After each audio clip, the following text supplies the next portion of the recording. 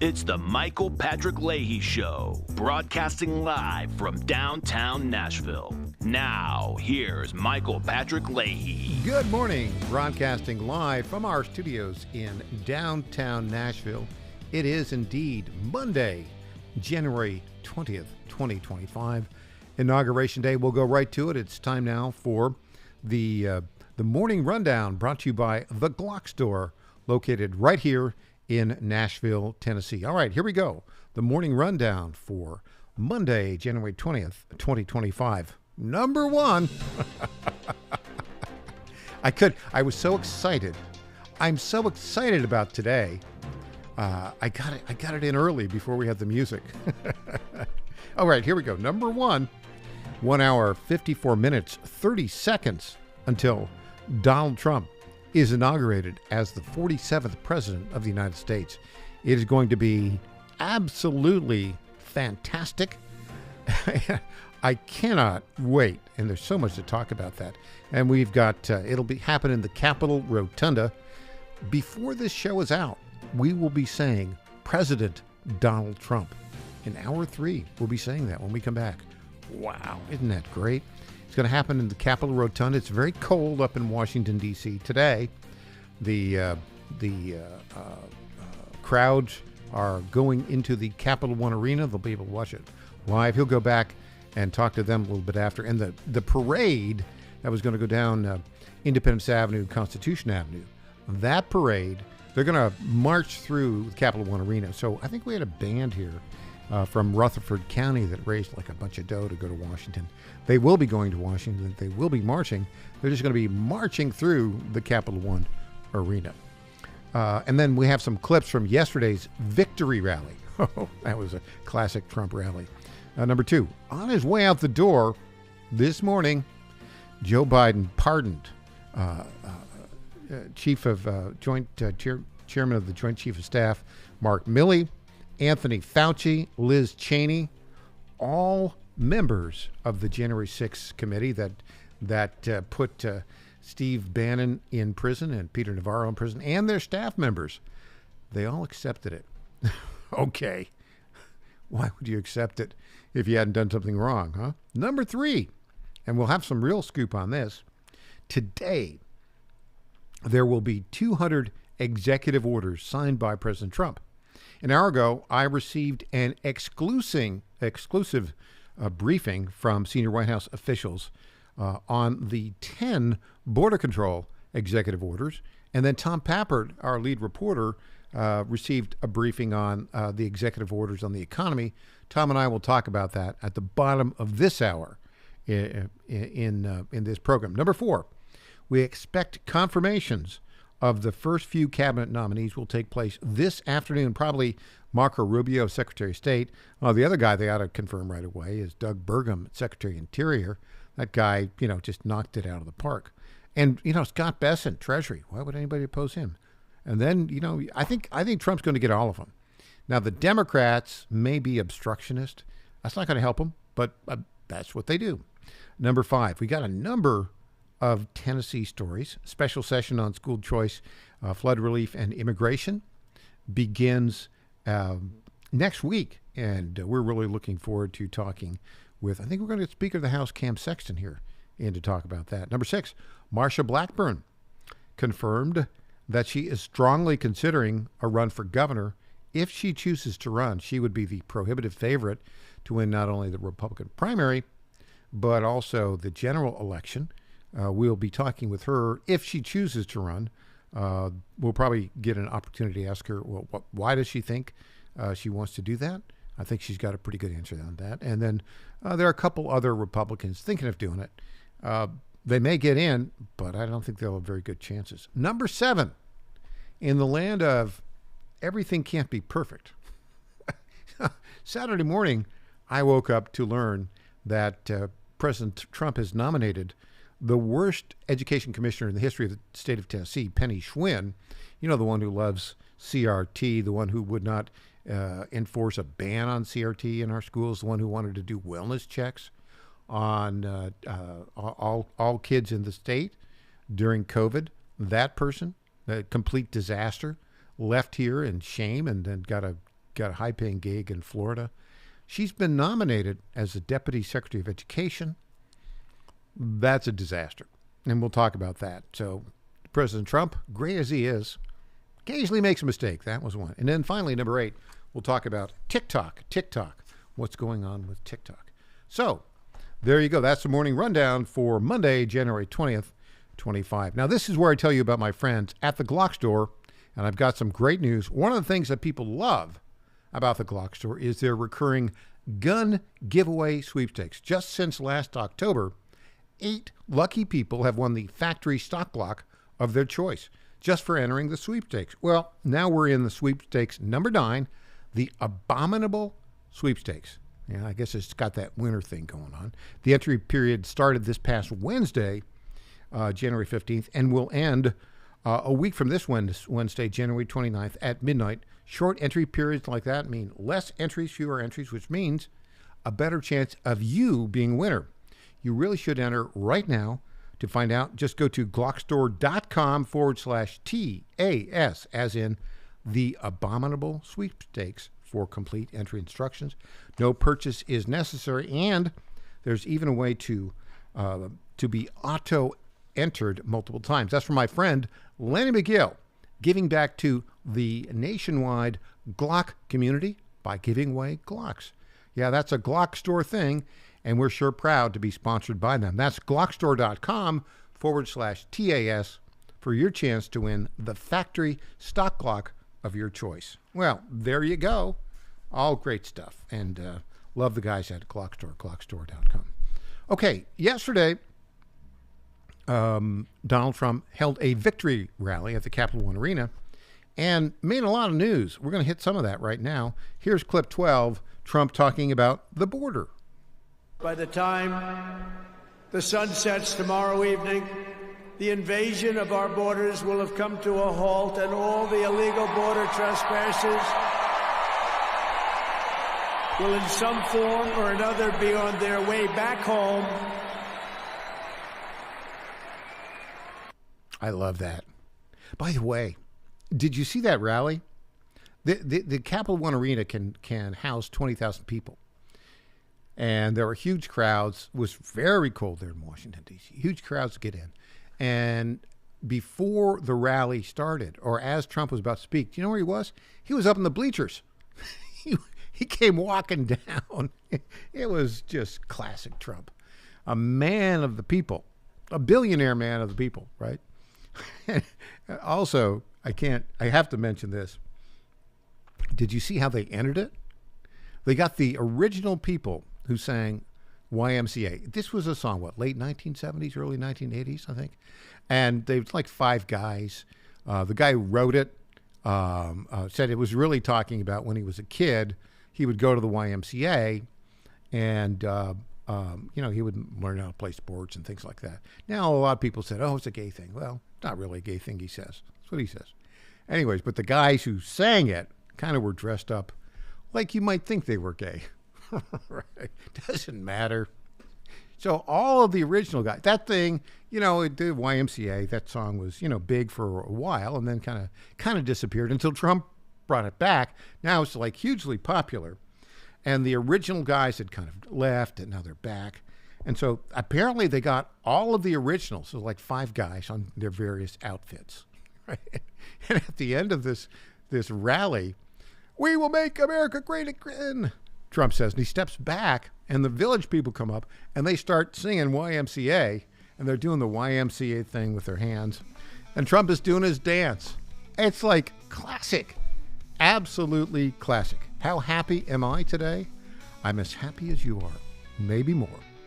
Back with more after this. I'm Michael Patrick Leahy.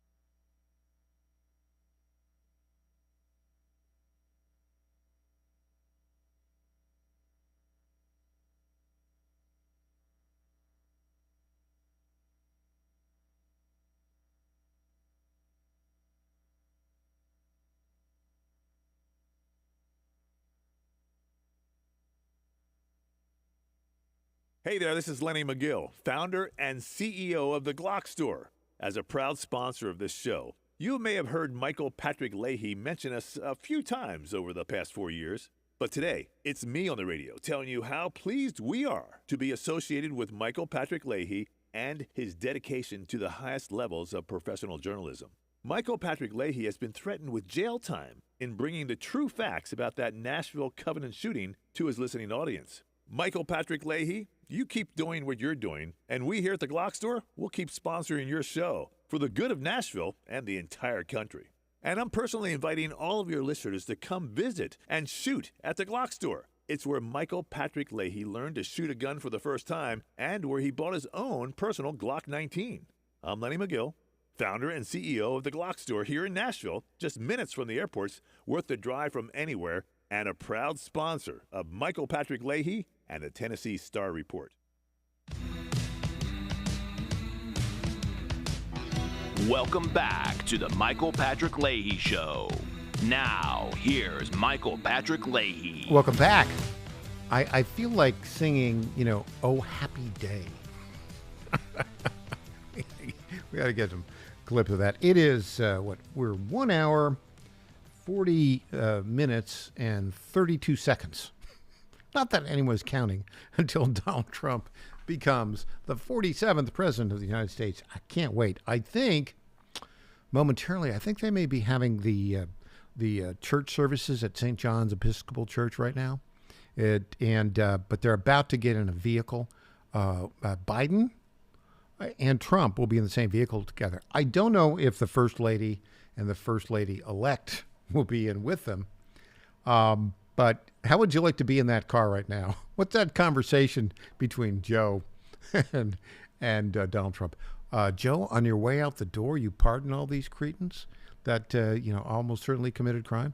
I don't think Joe's really on top of it, right? Not at all. In fact, later in the show, we'll play a clip of Speaker of the House, Mike Johnson, who we're not going to play that clip now. We're going to play another clip of Johnson.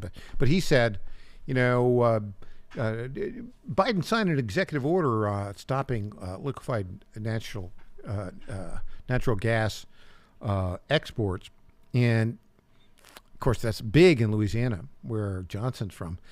When Johnson talked to Biden about this, even though he signed the executive order a couple days earlier, Biden had no recollection of having signed the executive order. I mean, talk about the ash heap of history. On the way out the door, Biden pardons his crooked son, Anthony the liar Fauci, Mark the probably treasonous joint chairman of the Joint Chiefs of Staff Milley, and Liz Cheney and all those awful people at the January 6th committee. I don't think he's going to talk very much about, though. I think he'll actually be a little gracious. I mean, what's the point, right? Don't go backwards, go forward. And then we'll talk about, what when John Fredericks comes with us in the next hour, who's there in Washington, D.C. right now, we'll be talking with him about, what the address is likely to be. I think it's going to be unity, golden age, great stuff. Come join us. America's going to lead the way, which is beyond fantastic. Okay, we have this clip here now from Mike Johnson, just kind of talking about what it's going to be like in the rotunda in about an hour and 40 minutes. I guess only 600 people are going to be there, and it's going to be a little different. Haven't had a swearing in the rotunda in 40 years, since 1985 in Ronald Reagan's second term. Here we go. Mike Johnson giving us a little tour of the Capitol Rotunda. Hey everybody, Speaker Mike Johnson here. We're right outside the People's House in the People's Rotunda. As you can see, as we pan around, there's a lot of activity being done here in the final moments before the inauguration of our 47th president. We had to kind of call an audible here. The weather outside is pretty fierce. It will be really even worse tomorrow. And so I know there are a lot of people disappointed because they wanted to be out on that National Mall. We would have had hundreds of thousands of people, but we had to do it this way, and I think it's better, as President Trump said, because of the weather, for everyone in their best interest. But I just wanted to show you very briefly this stage here in the rotunda. Many of you, I'm sure, have been here before. This is normally a blank and open floor. They built this entire apparatus in about a 24-hour period. The staff's done an extraordinary job, having called this audible to do this. Hasn't been done like this in 40 years, since 1985 under Ronald Reagan. This one, they tell me, though, will be even more grand. So I'll be walking the president out here tomorrow for a glorious day in the beginning of a new golden age in America. The Capitol building, pan up and just show everybody just the grandeur of the place. This Capitol Dome is the most recognized symbol in all the world. It recognizes, it symbolizes freedom to people everywhere. And tomorrow we will celebrate our great republic here and the inauguration of our 47th President, Donald J. Trump. We're so excited. You can watch along on television, but I know so many of you will be here in spirit. God bless you. Go America.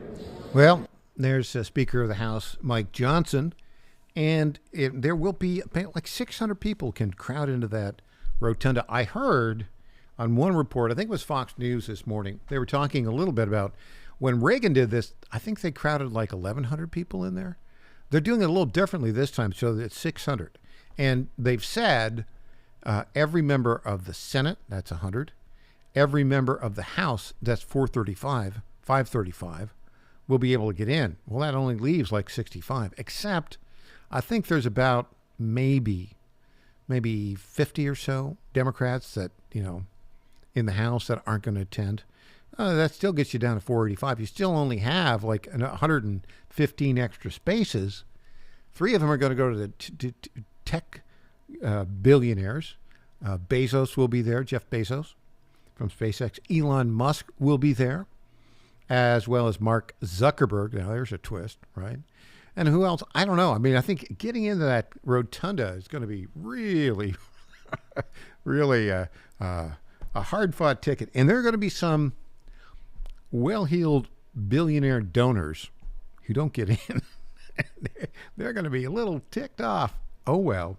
So the day is going to be just jam-packed. We'll hear the president. Momentarily, we'll get in that limousine with Joe Biden. They'll have, I don't know, some kind of conversation going in. They'll get out. He'll be sworn in. The president will be sworn in by Chief Justice John Roberts.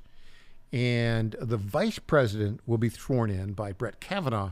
And I think there's a connection there because Kavanaugh is a Yale Law School guy, as is J.D. Vance. So we've got that going on. And then, the president will give a very upbeat, unifying speech about the coming golden age of America. I don't think it'll be that long. I think his 2017 inaugural address was like 17 minutes. This one will probably be, we talked to Crom about this. Clint Brewer and I had an over-under on it. I think the over-under is 28 minutes. I think that's about right. It's about right. And then he's got a lot to do. He has an awful lot to do today. So he will then, in the Capitol Rotunda, I believe, sign a number of executive orders. We'll talk with Tom Pappert about his exclusive briefing with White House officials earlier today about the economy executive orders. I was in on the exclusive briefing on the border, so the two of us will talk about that in just a moment. And then he's going to pardon all of the, quote, nonviolent J6ers. It's about 1,000. So he's got two. He's going to be signing a lot of stuff today. 200 J6ers.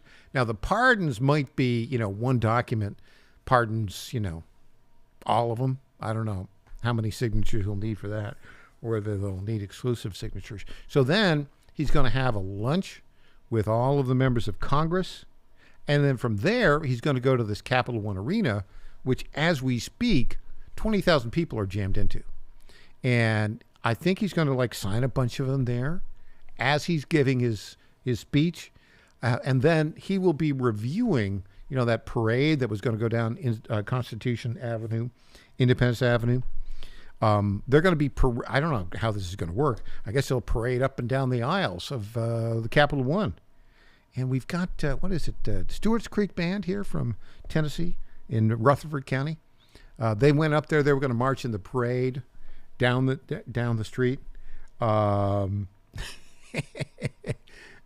I think actually, if I were in the band right now, I would rather be inside the warm, because it's about as cold in Washington, D.C. today, like 10 degrees as it is right now here in Nashville.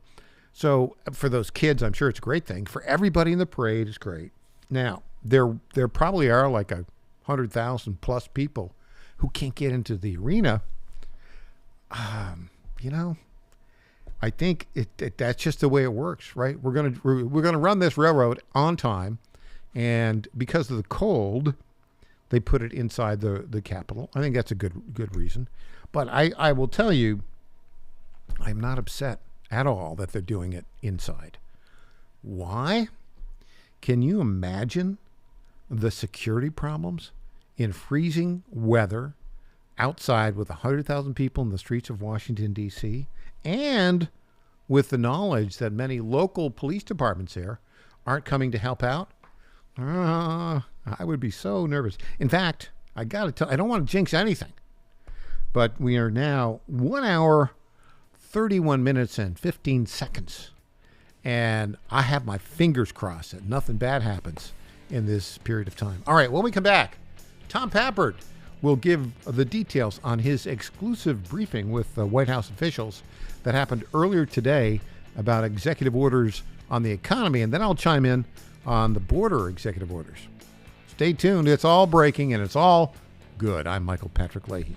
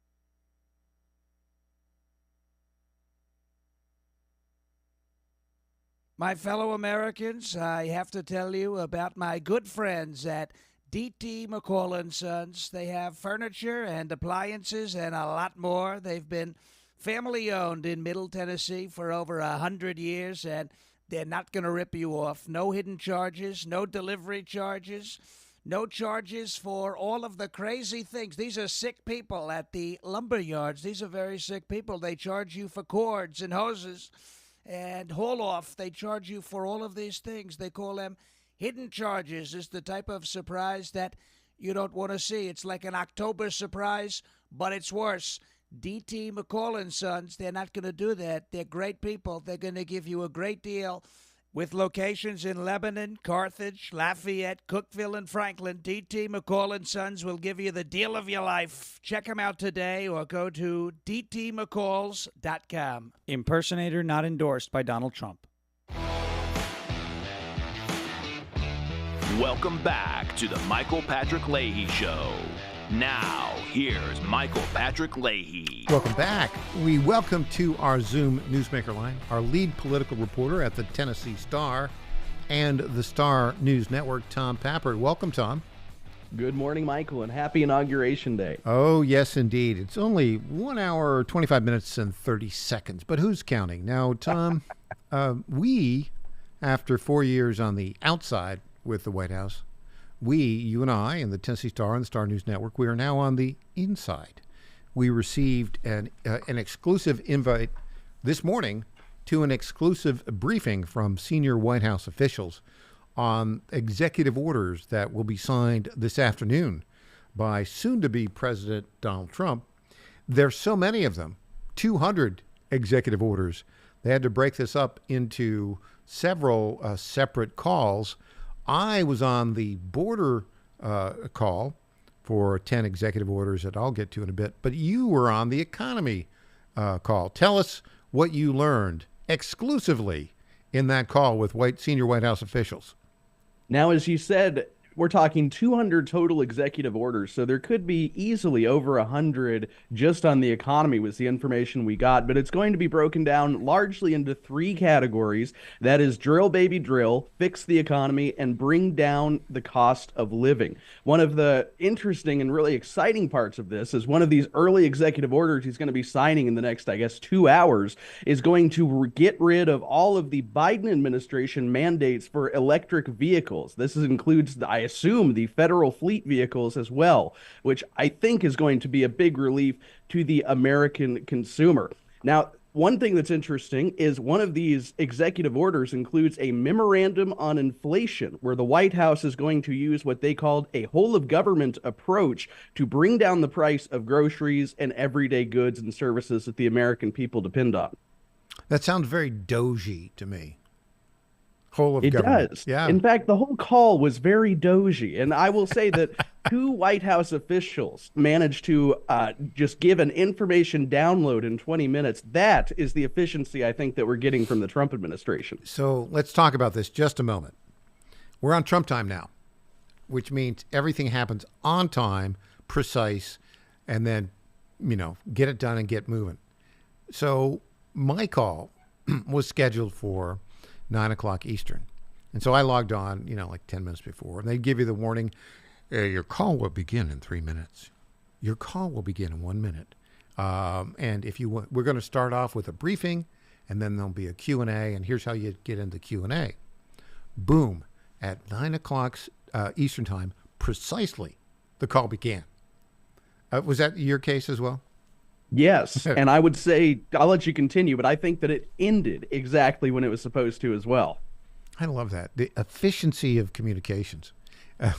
These guys are focused. Now, what's interesting, let me talk a little bit about the executive orders on the border. You said there'll be probably over 100 executive orders on the economy. There's only going to be... That was the impression I was given, yes. Yeah, there were 10. There are going to be 10 on the border, but boy, are they significant. Let me just kind of run through this. I took notes on it. Number 1, they're going to declare a national emergency at the southern border. Number 2, they're going to authorize the military to go down and protect the border. That's big.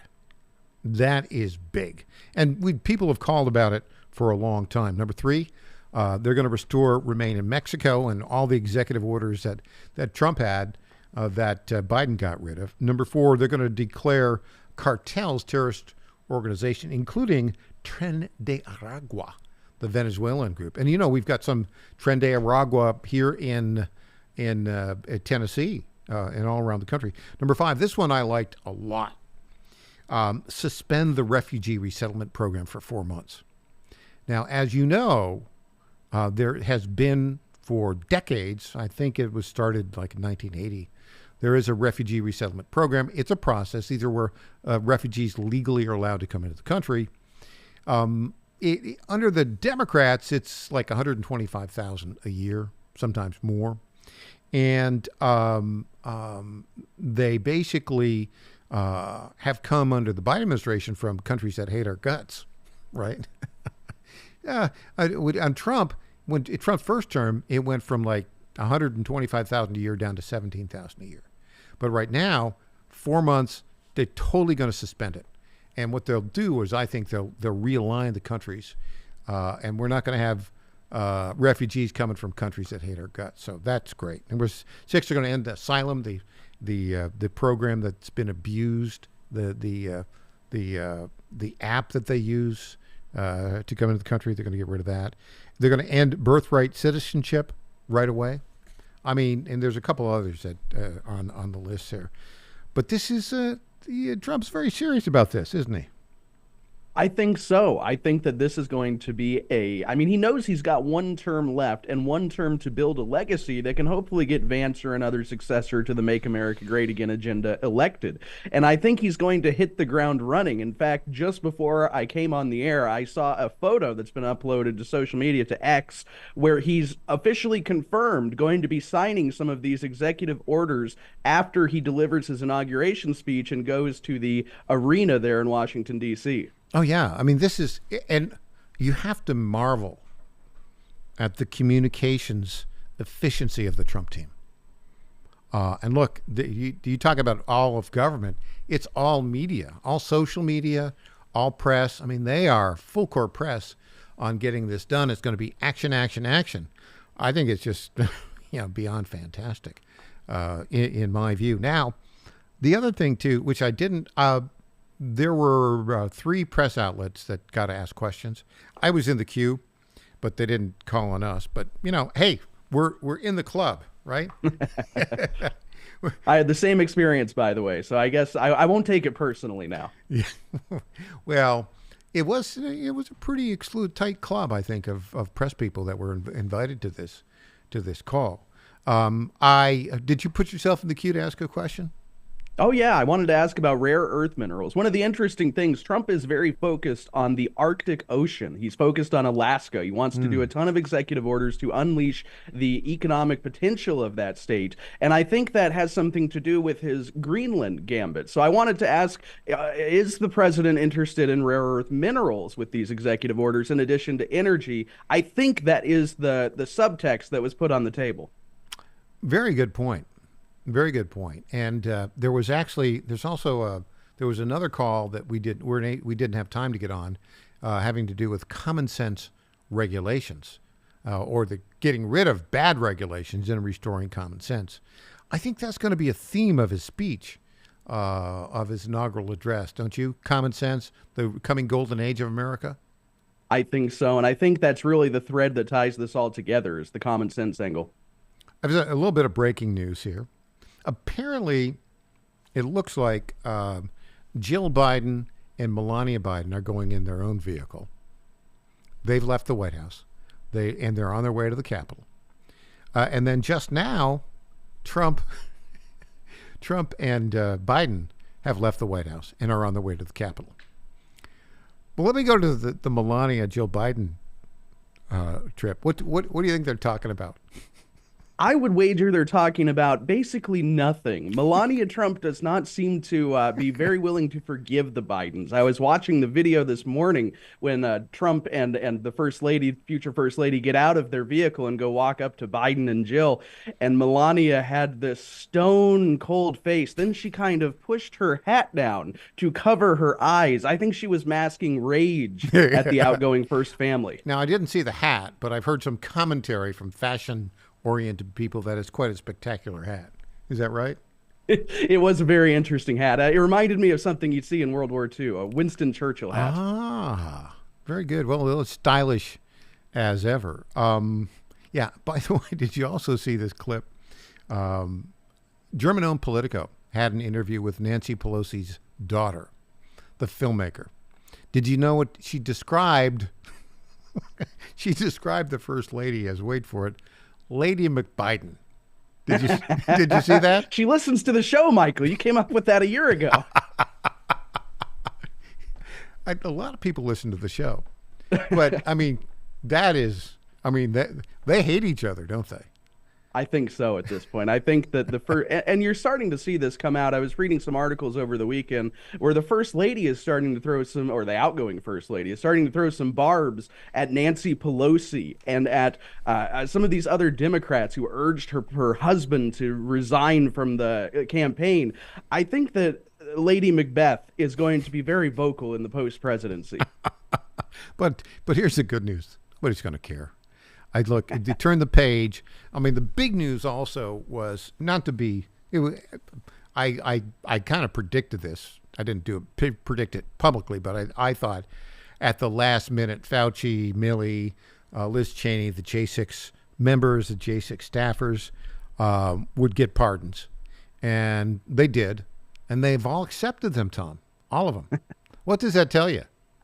Well, the Biden Justice Department told everybody a few weeks ago when Trump was talking about pardons for J6ers that a pardon means you're guilty no matter what. So I guess all of these people are guilty. And I don't know exactly what for, but with Milley and some of them, I guess treason. So we have a de facto admission. Thanks, President Biden. Yeah, and I think now this afternoon, our buddy Steve Baker, right, with the Blaze, who was falsely charged and convicted, and he basically pleaded no contest about a month ago in the expectation of getting a pardon.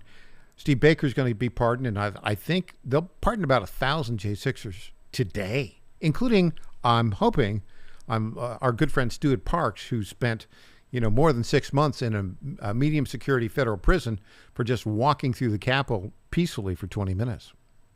These poor people. Trump called them the January 6th hostages yesterday. Yeah. I think that was the perfect term. I would caution the president, pardon them all. Don't let the Biden DOJ tell you some were violent. I would pardon all of them, like today. Now, last question before we get to the peculiarity of, things can't be perfect, right? We'll talk about that in our next segment about a bizarre appointment.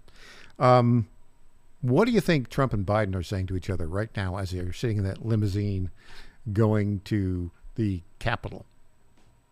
Well, apparently they're both talkers. When Jill Biden met President Trump in Europe a few weeks ago, they were congenial, and Jill Biden said to Trump, "Oh, yeah, you and my husband were able to talk. You're both talkers." So my guess is they're talking about anything except politics right now. Maybe sports, their golf game. They're probably talking about the Ohio State Notre Dame game tonight. I'm sure that's it. I'm sure maybe where Biden's going to vacation first after he leaves. I think that maybe Trump's inviting him to one of his golf courses, but I don't think they're talking about the border. Tom, when we come back, the world can't be perfect. There is an odd appointment that President Trump made, a nomination he made Saturday morning. We'll talk about that. Penny Schwinn, a complete disaster here in Tennessee, now going to the Department of Education. Tom Pappert will be right back after this.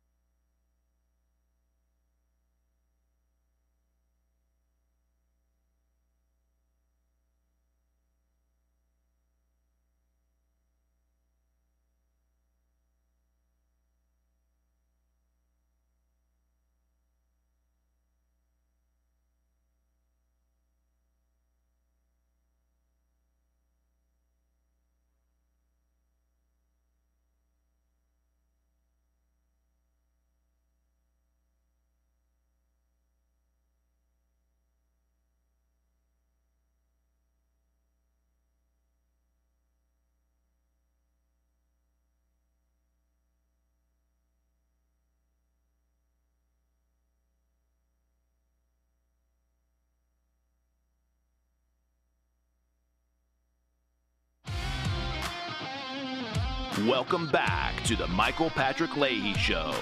Now, here's Michael Patrick Leahy. Welcome back. Our lead reporter, Tom Papper. Tom, on our Zoom Newsmaker line right now. Tom, I just have to share this with you.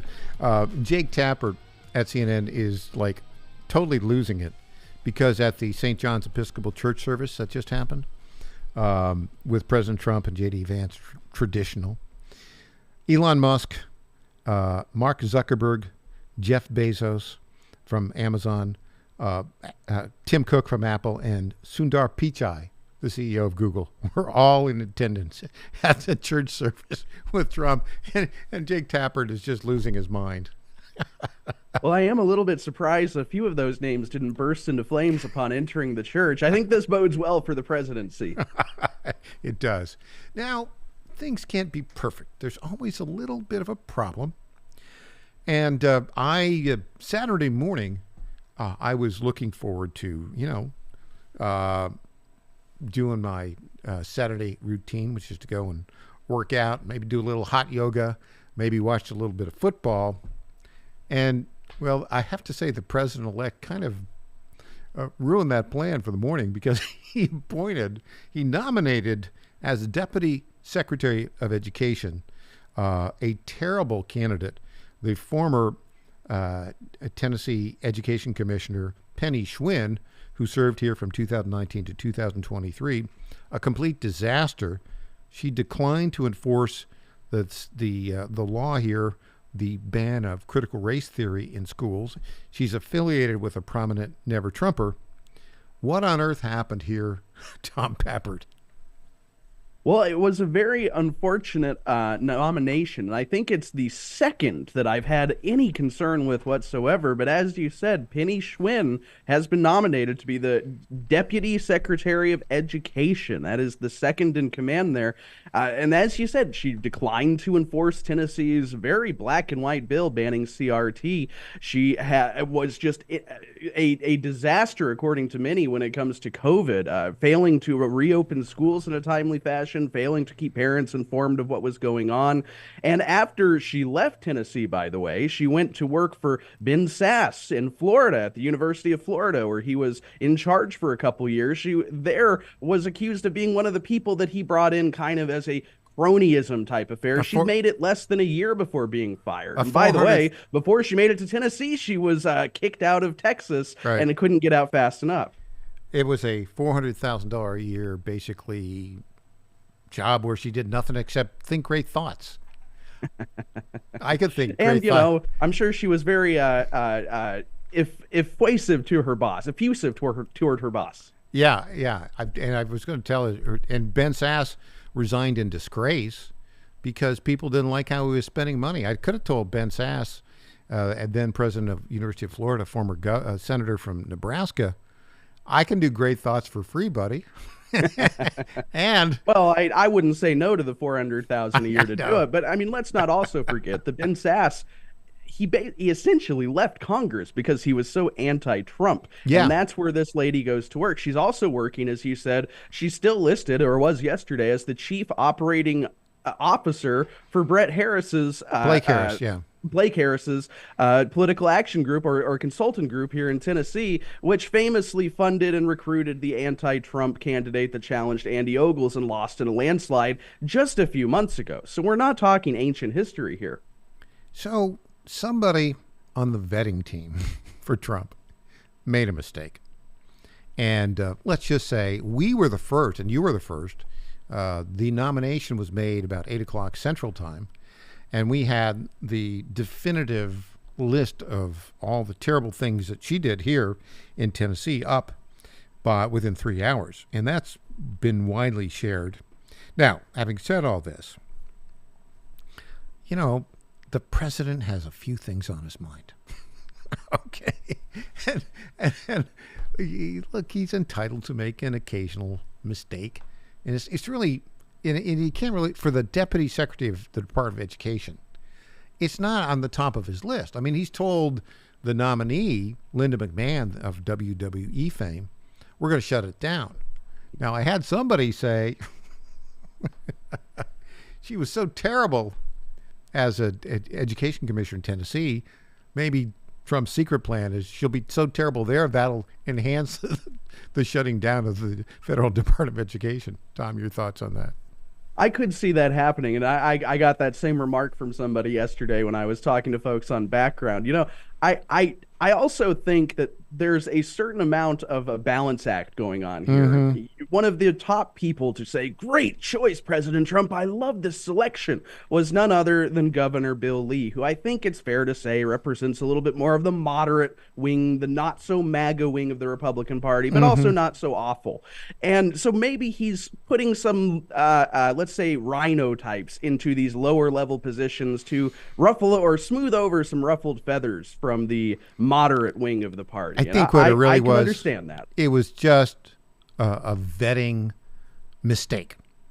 And the team that does the vetting, if we'd thought that if Penny Schwinn was even anywhere on the horizon for a Trump appointment, we would have published this story earlier, and the president, who does read the Tennessee Star, would have seen it, and the appointment would not have been made. Now, having said that, and by the way, he knows her so well, the very first statement that went out called her Peggy Schwinn.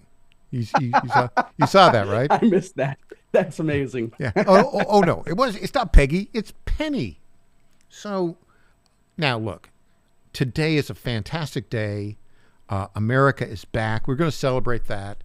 And then behind the scenes, we'll make sure that people understand that you don't want Penny Schwinn in the Trump administration. He had one other appointment, maybe a couple other appointments that weren't so great. But look, I mean, he's had how many fantastic appointments?